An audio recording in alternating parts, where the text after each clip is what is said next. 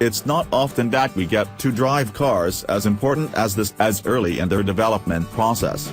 But for one rather memorable afternoon, Aston Martin threw us the keys to its new DB11, months before it's due to hit showrooms.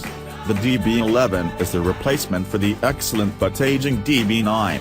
It's a vital car for Aston, not least because it heralds a new era for the famous sports car company, created under a new boss, by a new engineering team, with a new set of goals. It also happens to feature a brand new twin-turbo V12 engine. That poses the biggest question of the DB11, has turbocharging compromised this car's values as an Aston Martin? And has the character of the brand shifted as a result? As far as I could tell, having spent an afternoon in the car on both wet and dry handling circuits at Bridgestone's stunning test facility in Italy, turbocharging has in fact added to the car's overall appeal. Although this is still a prototype, we're told that, dynamically, it's 98% ready. So this is the real deal, minus some electrics and a ubiquitous camouflage paint. This is a car that you wouldn't guess was turbocharged, unless you were told.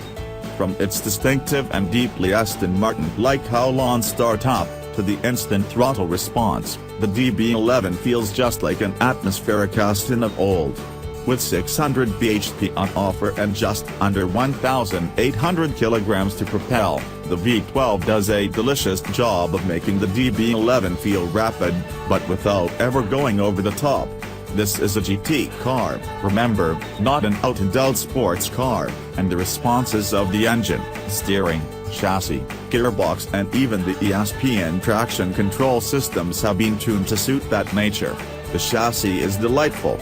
It rides very well and there's a remarkable absence of roll.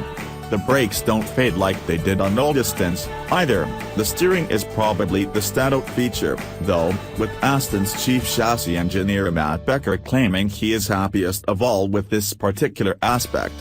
It's difficult to get proper feel into electric power steering systems, he admits. But I'm quite pleased with the way we've gone with it here, and the results speak for themselves. He's not wrong. In reality, the DB11 steers quite beautifully, with lovely feel and bags of feedback on what the new, amusingly named Bridgestone 007 front tires are up to. We'll need to drive the DB11 on a wider range of roads to tell if it's a true world beater, but on this evidence, the signs of greatness are there.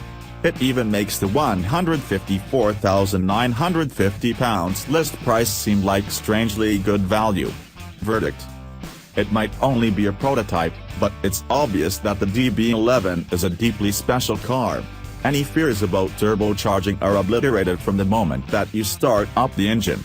The potential for true greatness is so big, it can't help but make you smile.